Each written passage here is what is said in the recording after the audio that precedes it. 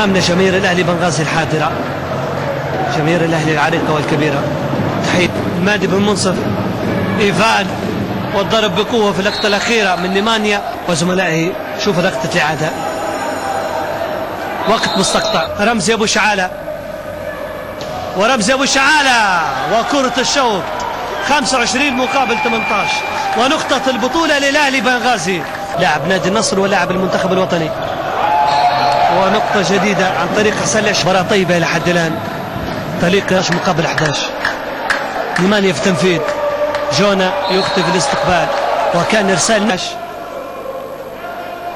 إيفان في التنفيذ، وإرسال قوي يزيد بصفوف فريق النصر المنتصر بالله.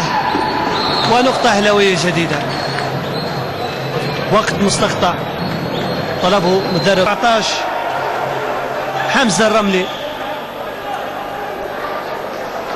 ومتابعة من موسى علي.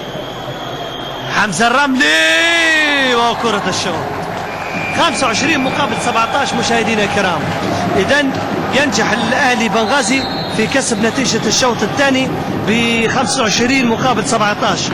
الأهلي ضمن البطولة والآن فايز بشوطين مقابل لا شيء. تحية لكل جماهير الأهلي بنغازي.